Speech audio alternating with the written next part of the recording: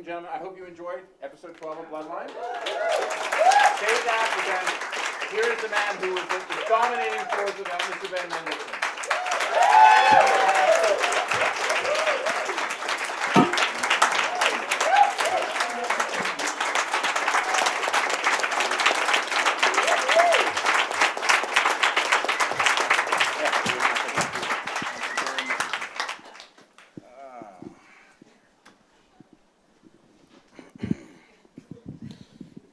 Don't even ask about the question. But the first thing I'm going to, they told me I have to use this because we're live streaming. Ben, the first thing I want to ask you, and because I think it's totally the right room to ask it, which is, how did you get your SAG card? Oh man, I remember it being a really huge deal, and I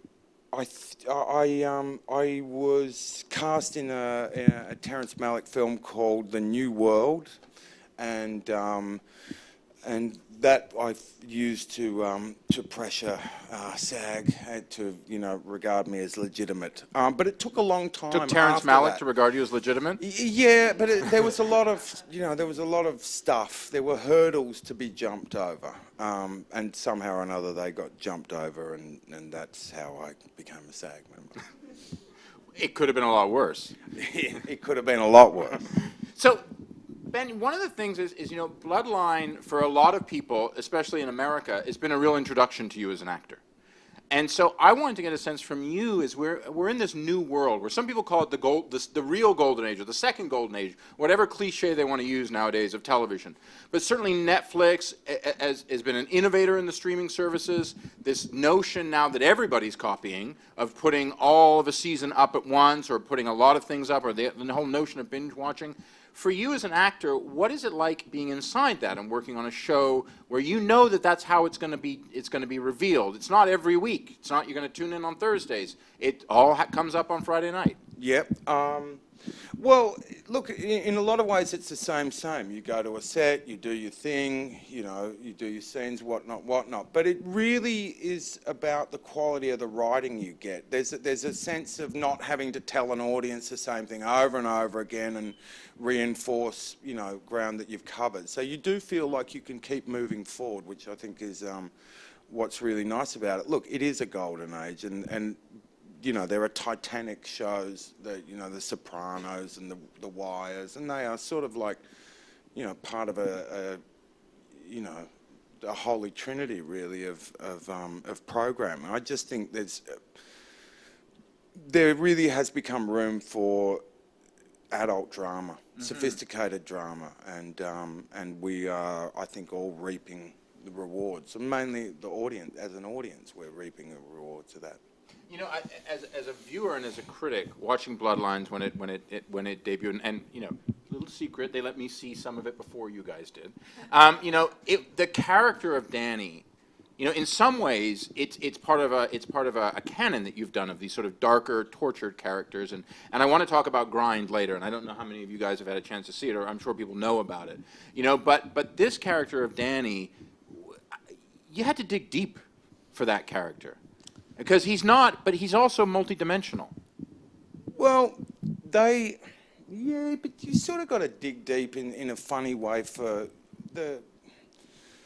you got to dig deep for all of them in a way. I mean, but for Danny, their setup was so good. They had a guy who's a black sheep. He's the oldest in the family. He should be the leader of that family, and he is the nightmare of that family. And they were, and by they, I'm talking about the creators, the Kesslers and the Zellman. They were incredibly articulate with what that meant to him. Well, when you say that, do you mean for yourself, as your process, once you got the role, did you sit down with the guys and sort of talk through, like, who is he? Where is he? How does he work? What's his relationship to Kyle? How's his relationship to Linda? And I don't just mean the sibling thing. I mean in how they deal with each other. No, a lot of it was felt. I mean, I had a sense, I had a meeting with those guys, and they basically laid out an area that they were interested in. And tellingly, they said that they were interested in exploring this area. They didn't say it's going to be this guy, this guy, this guy. They talked about it as an area they wanted to explore. So you very quickly had a feeling that of agency, and you had skin in the game, if you like. It started when we all sat down together as a cast, really, for the table read. I couldn't find my way to where the building was. They all could. And so I wandered around, and we were in the Keys. We were all cast, we were all there. So you guys did your first read together as a cast basically on location? On location, and I walked around and around. And an hour later, I rang them and I did all that business, and they send out people looking. Now, the Keys isn't very wide. It's not a very wide place, but whatever. And then at one point, I actually was enjoying evading them. And I turned up very sweaty and very angry. And we started from there, and Sissy was very gentle, and Kyle sort of ribbed me a little bit. And how was Sam? He like been there, done that? No, Sam wasn't present for that read. Sam wasn't at that read. So and that was it. And we sort of we felt our way, and when we would do the scenes, we'd just try stuff. We'd try it this way, we'd flip it that way. So there wasn't a sense of it was still exploring, is the main point of what I'm talking about here. Is there wasn't a solidity. It wasn't this character is this is this. So any of those scenes were just, you just got in there and approached them and did them, basically. Did you feel, using the script, did you feel that was a launching pad, and that the Kesslers and Dominic, they kind of gave you freedom? Especially, for me, the scenes between you and Kyle throughout the whole series, and especially in this episode, especially one particular scene where you take someone to the head, especially, they're so powerful between these two brothers. Yeah. The love and the hate. There is a Cain and Abel there. Very in much. a very strong way. But did you develop the rhythm? I'm always interested in the actor taking the words and working closely in a truly creative situation. We just felt each other out. We would think of it a lot as a couple of boxes, and we would circle each other around in a ring. We'd try and get a thing, and then basically we would try and mess with each other within a controlled sort of an area. But mainly we listened. The best thing about Kyle was you could listen to him and you could feel him. And if someone's in a scene, you can hear them. You can just get on that.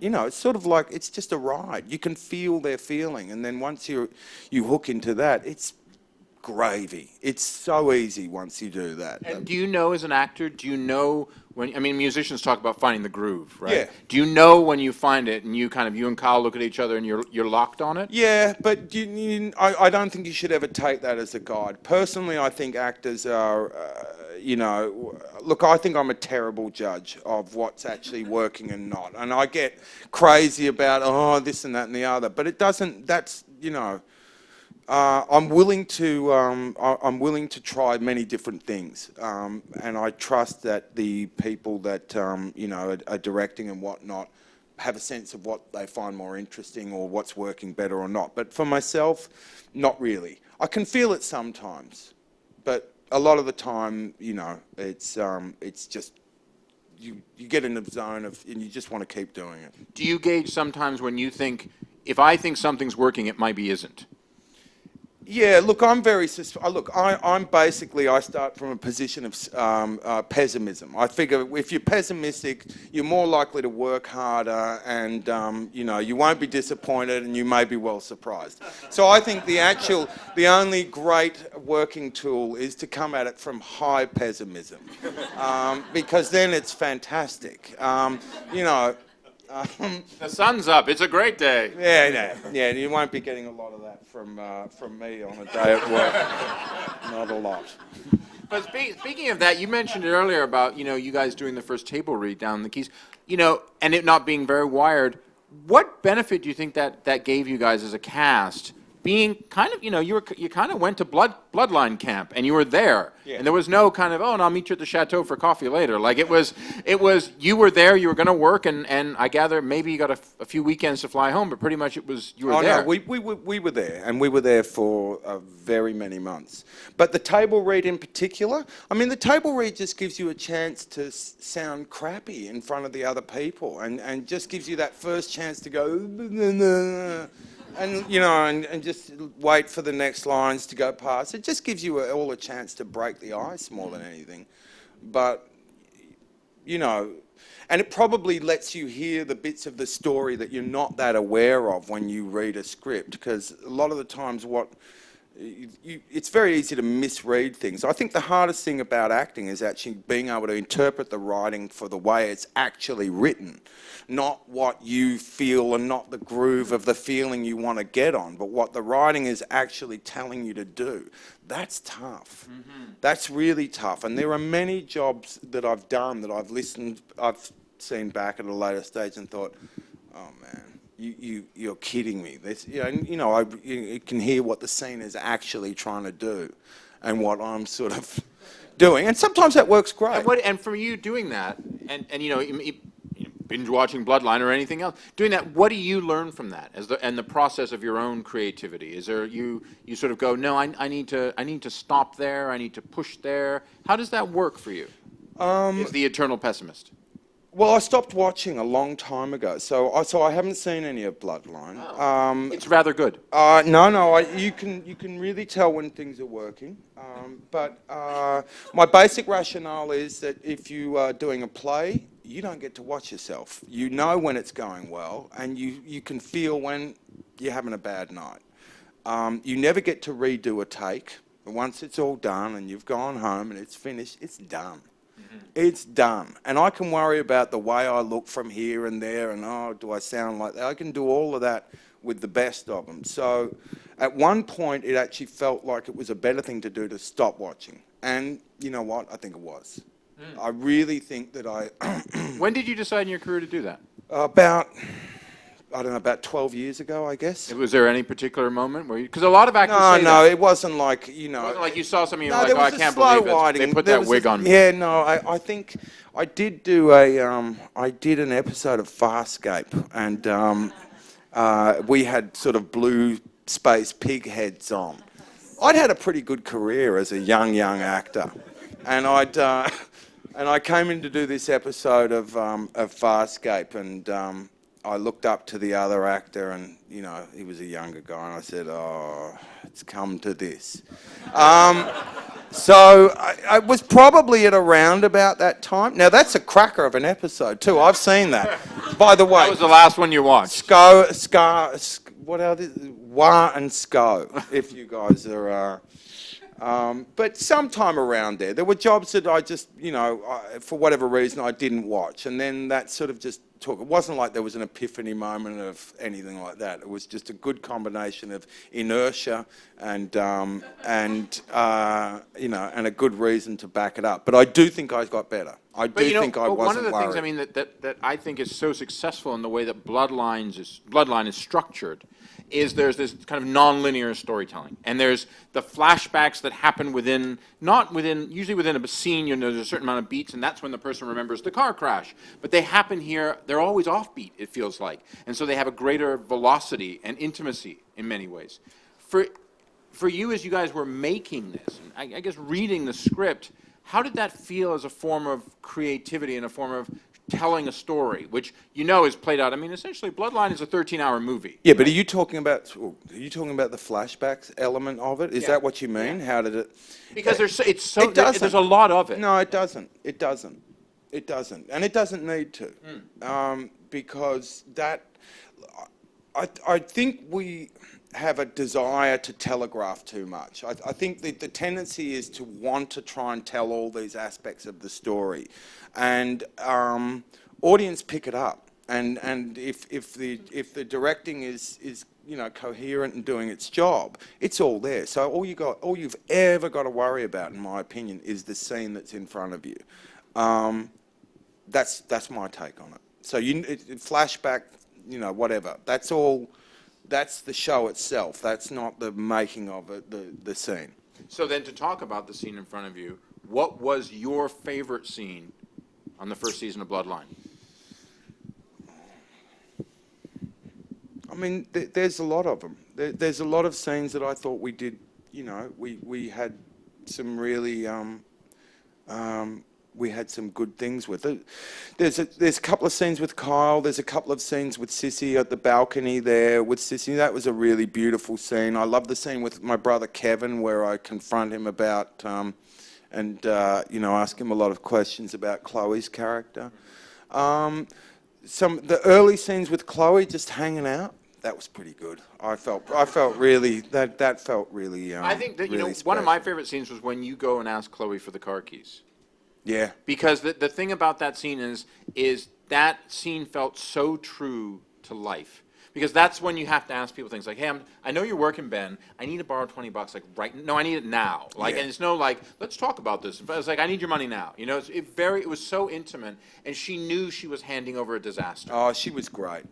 I mean, look, she was great. And if someone's anchored that well in, and they're there, you can lock in on them. And it's just, I don't know, I always think of it like tennis or boxing or BS like that, you know, and I do always think of that thing of someone being there present with you. I do think of it more of a dance and stuff like that. And there are people you can dance with, and then there are people that are sort of doing a solo number. And, you know, and that can be great too, you know, because you can be, you know, I try and let myself be affected by that, or I try and weave it in if I'm getting annoyed by them or whatnot. But this is you know, there's a lot of ears on that set. But there were a lot of scenes which were, the last scene there in the kitchen with all of the family, that was a brutal day. That was a really tough day. How so? Oh, we were at the end of a pretty long shoot. We were at an end of a long day, and it really wasn't happening to start with. It just didn't have it. We weren't coming together.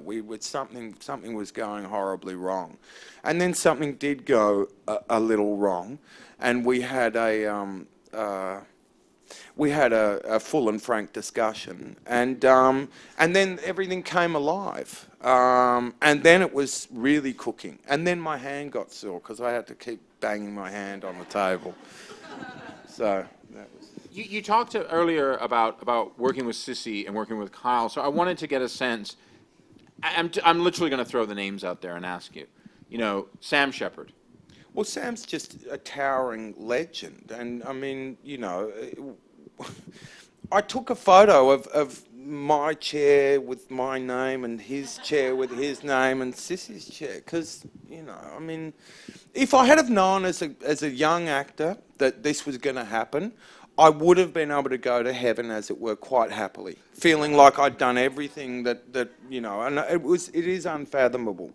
Look, Sam's a powerhouse, and Sam is, you know, one of the greats of you know, American drama and contemporary American drama. He's an imposing figure.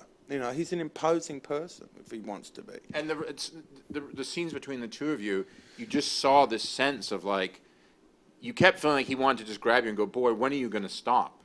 Yeah, we had we let there be an iciness there at times, and yeah, I mean, I think the scene between the two of us at the seaside there, where he tells me that's it, you know, you got to go. Yeah. That was a beautiful scene, and that was hard. They're sad. I mean, they do affect you. You know, they do. So let's ask about a few minutes. So you talked about it, but you know, she's one of the great actresses of our time, Sissy Spacek. Yeah, well, what kind? Yeah, right. Exactly. I mean, really, you said it. I mean, what? I mean, an incredible cast. Yeah. You know, one or two of them would have held anything, all of you together. But I mean, Sissy was just up to the very end. I mean, right up to the end. She just holds this thing. Look, Sissy has such incredible power as an actor, and she has such great reserve as well. And one of the most admirable things about someone's power is their ability to keep it in check. she's incredibly warm to me. She's very gentle. She's very sweet to me. She just treats me with great kindness and gentleness, a lot like Mama does with Danny. And yeah, I love working with her. You know, you'd do anything for her. You know what I mean? You'd walk across broken glass and coals and all the rest. Coal miners. You would. Now you've talked about Chloe, and that in fact the Chloe, almost as it was Sissy, you see a side of Danny that's just not, it's not the horrible side, put it that way. Yeah. But what about with Kyle? Because you see a lot of horrible side there. Yeah. I mean, these two brothers, it's like, you know, I mean, I can go, the Cain and Abel thing just plays itself out so naturally. Romulus and Remus, however you want to do it. Look, Kyle is such, Kyle's fantastic. Kyle reads so strongly in some ways as this sort of quintessentially solid American mid-century virtues, you know, beautiful face, like strong guy. I mean, he's fantastic. So what's good about working with Kyle is bashing into him a little bit. And he can give a good, he can, you know, he comes around pretty well. We found it with each other. We just found it with each other. We had to do a lot together. And the first scene we do on the boat and stuff like that, we just had to go there. And it was, you know, we knew where we were going. And the relationship is in its way terribly flawed. You've got the oldest brother, who is the black sheep. You've got the second brother who's doing what the first brother should be doing. It's a messed up family. And literally having to arrest or at least save the older brother from being arrested tons of times. Oh yeah. No, there's a lot of... I have found that dynamic particularly interesting because it adds salt to the wound that's already there. Well, that's it. But this is Danny. Danny keeps this thing very much alive. Danny, there is a terrible wound there, but Danny also does get into picking that wound a lot, you know. And I think Kevin does to a degree, but yeah, there is a lot of active wound picking. Now, what about with Kevin? I mean, there's that amazing scene where he comes across you with Chloe's car at the gas station, the Tom Thumb, which I love the name of, and he pretends that he's Mr. Badass with the gun, and you literally verbally and with your eyes push him down. It's an amazing scene. Well, that again is really due to Norbert's gifts. You know, Norbert is you know, an incredibly celebrated, you know, multi-Tony Award-winning actor, but he is able to do really rapid status changes. That's one of his real gifts. Is he can go play very high status, and then he can let you, as it were, hit him, and then, you know, sort of morph into this whimpering, snarling puppy dog. Sounds like you like that. You like sparring with that. I like sparring with them all. I started doing this as a 14-year-old, and I've been a professional for, yeah, it's too long now, isn't it? 31 years. But I love it. You know, I feel more at home and relaxed doing that than I do being at home. So I know I really get a kick out of working with people. Now, we have to talk about the last sibling in the Rayburn family, which is Linda. Linda. I mean, I love Linda. Linda is... I think Linda and I did some of the great scenes which don't, I think, on the first watch, jump out at people in quite the same way, but I think Linda has a delicateness of touch. I loved working with Linda. I loved working with Linda. Loved it. Do you feel, you know, there is, with the advent of Netflix and the innovations Netflix made, is people do like what you said. It's not like when you and I were kids, you know. I grew up partially in the UK and partially here. In the UK, television went off at 10 o'clock at night. After they showed Big Ben, it was done. And then here, do you remember when they used to show like the American flag? It was all over. That doesn't happen now. Like our kids, they don't have that. They believe it's a 24-hour, 27 days a week world. But watching something like Netflix, You know, you can go back and like, I want to watch episode 6 again. I don't understand what Danny's talking about in episode 10. You go back, you watch. As an actor, knowing that that's how people are watching, does it change the way your performance Yes, it works? does, and it does. And there were things that you know, as once we started hitting our stride, there were things that little threads that I try and weave in there that are really for maybe the third watch, because I figured, look, if this thing is going to work, then people are in, and if they're in, they're probably going to do something like what I did, which is go back and watch the whole thing again. And then maybe if they're really in, they'll go back and do that again. Now, I've done that with, you know, more than one series. So, you know, I know. So there were things, there were storylines, there were presumptions, there were possibilities of things going on, I think, that are sitting a little below the surface, that hopefully, well, you know, I've spoken to a couple of people that have seen it twice, and I've said, well, I've asked them bits and pieces about, you know, how that felt. So that is really significant. But it's the quality of the writing. Yeah. I mean, television, you know, is a writer's medium, and the real strength is in the quality of the writing. If you want to see a great actor, give them great writing, because you'll see. Well, and I think we saw that with you in Bloodline. Well, they've written beautifully. You acted it beautifully. Well, thank you very much. I appreciate that. No, but it's true. I mean, it's true. It's, you know, when I reviewed the show for Deadline, I mean, as you said, I mean, Kyle is a strapping man. You know, he's Friday Night Lights, man. You can't like. And Kyle, I think Kyle is a hidden master at what he does because he makes it look so easy. Oh, you know, like one of my favorite scenes in Wolf of Wall Street was him on the boat with Leonardo. Oh, because it's just like that's about locked. You know, there's no fat to that scene at all.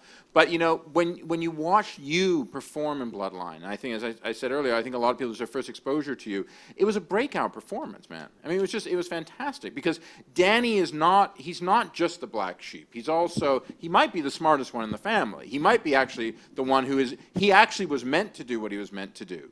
And all these levels of it. It was fascinating to watch. There is a real way of looking at Danny and saying, well, hold on. This family's all stayed in the Keys. Danny got out. Danny did something. You know, Danny tried this. Danny tried that. So there is a real thread of that. And there is a thread of someone that actually is, he knows how he feels. I mean, Danny knows how he feels. He seems the only one not burdened with being a Rayburn. Well, that's right. He's not trying to, Danny is freed from the prison of the Rayburn pretense. And that does allow him certain freedoms. But he's also shut out of the Rayburns. So, yeah, it's a dual-edged sword. But I do think there's a way of looking at it where Danny is by far the remarkable one in that family. But it's, you know, I mean, that's also cheeky actor stuff too, you know. But... Well, listen, one thing to talk about cheeky actors, we got some questions from the audience. Oh, very good. So, by the way, there was someone who said he was Leonardo DiCaprio. So if you're here, Leo, that's very, very nice. To the pseudo Leonardo DiCaprio, let's ask this question. Ben, when you first see a script, what do you do to break down the character? I just go off I do believe that the sort of the method acting notion that your first read is actually your most important, probably the most coherent, emotionally reading of the script. So what I try and do is I try and do it all in one go, not have any interruptions, and I just try and feel it. And I don't really, I get impressed, you know how it is, you read something and you start sort of, oh, I'm going to act like this, and you know, you can just feel it, you can feel where you want to go. Well, the great secret about acting is it's an eternal attempt to get to that first impression or that first desire, and you will never get it. And it's being happy with that sort of, that never matching your own perfection of something, but getting up and trying again. That to me is the real art of acting over a period. This question's from Jamie Burke. What are your favorite acting? I can't read that word, so I'm just gonna jump. Can you read that? It looks like it says closets. Classes. What are your? Oh, thank you, Jamie. What are your favorite acting classes or schools? Where is your favorite place to grow as an actor? Look, I never went to school. I started as a boy, and I really learnt on set. I know there's a lot of great schools. You can sort of feel it by the people that come out of them. But I learnt on the job. Do you think that reflects, that shows in an actor? Do you think if there's a lot of rada, rada, rada, it's a little too tight, tight, tight? No, I think there's a period when you know, certain drama schools, people leave them, and there's a strong sense of surety in the first couple of years, and a sort of a lofty kind of a knowing of lots of things, and that tends to just come down with you know, rubbing up against real life. But I do also think it provides people with really great things. They get to do stuff they would may never get to do again in their career. And it gives them a framework within which to approach what is a really daunting, it's a daunting space. Mm-hmm. It's the challenge is to be able to do it in front of all of these dispassionate people that really don't give a rat's. They just, you know, the next meal break, and you know, that's the hard thing. It's to be able to do all of this stuff on a set where people have levels of disinterest. If you're doing a play, people buy the ticket, they come in. They've sort of bought in a way. But if you're doing it around a bunch of, you know, it's a different vibe. That's the. You know, I always think, you know, that in our society, there's always, we use the expression like, oh, you're such a rock star, Ben. Like, rock stars are the thing. But I actually always think rock stars do kind of have the best gig in the world next to theater actors, because they get to do their thing. Like, tonight, you two are playing at the Forum, and they get to see 10,000 people really cheer for their songs. When you're shooting on a set, you're in the bubble. Yeah. And so for you, I'm not trying to ask you to cop anyone out, but what do you prefer? Theater, film, TV? I love the way you learn on stage. I love the way you doing that same piece of material night after night, and you're trying to hit different things, and you're trying to find different things, and I do love that about it. But I'm very at home on a set. Yeah. I love a set. This one is from Elda, and it's, your character is so intriguing. I guess we're talking about Danny. But you're rather intriguing too, I might add. How do you bounce your character back and forth from a wounded child to a damaged adult? Well, there's not a lot of difference really between a wounded child and a damaged adult, and I think a lot of that, you know, I mean, you know, in terms of the way that might present, but most of it's just situational. I think that stuff reveals itself with the different characters and the different stuff that's going on. It's not something I'm particularly conscious of one way or the other. I think it's setting that does it more. Do you think that sometimes, as actors, by being too conscious of it, you can overthink? Yep, I do think. I think thinking is one of the great enemies of acting. I think feeling is hugely important, and I think going in with battle plans before you're on the ground is helpful, but you need to be able to do what you're going to do on that space. Now, part of that makes me then ask is, you know, Danny has such a great physicality. You know, he's got the looping way of doing everything. How did you find that? How was that him? Is that just a guy who's kind of sided up to life his whole life? Or is that just his way, your way of kind of getting him in the door? Look, honestly, a lot of those things I'm not sure. I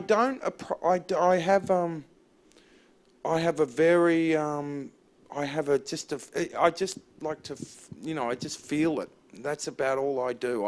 I have certain notions and I have certain things, and I will prepare myself in a tonal sense, but I won't think about that stuff too much. I worked with a great actor once who said he never prepared, he got there and he didn't know what he was going to do, and it was heretical. It was like,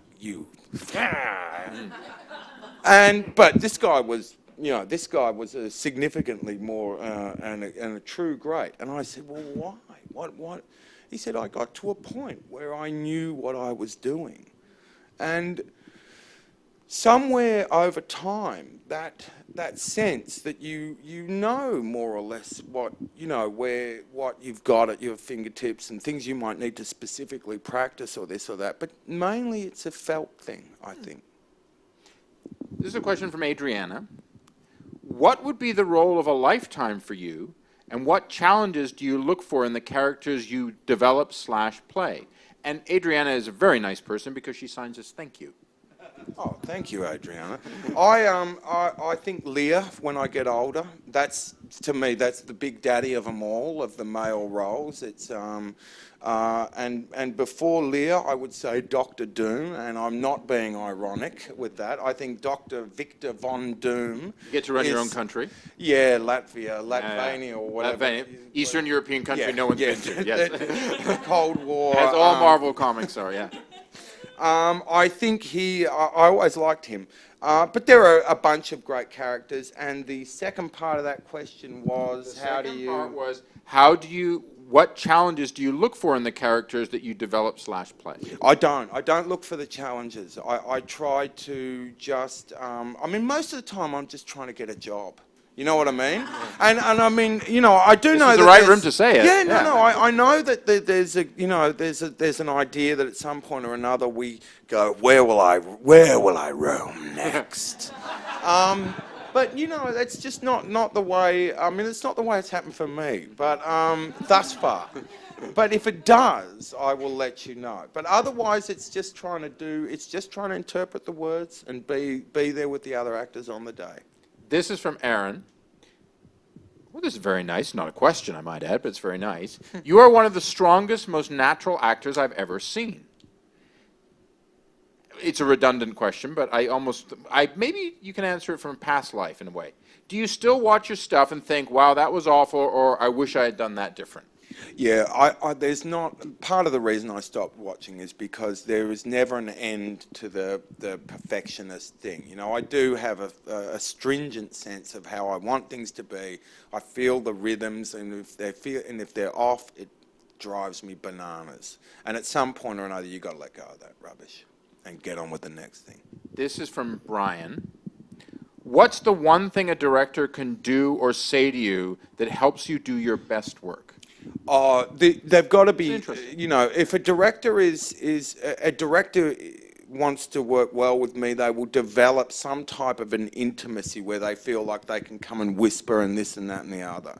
You know, for me, they're like the set dad, you know, and you want to play football for him, you know what I mean, or him or her. You really do, and they'll have that balance. But on something like Bloodlines, where you had multiple directors, yeah, and one of the Kesslers was one of the directors actually, I think episode 4.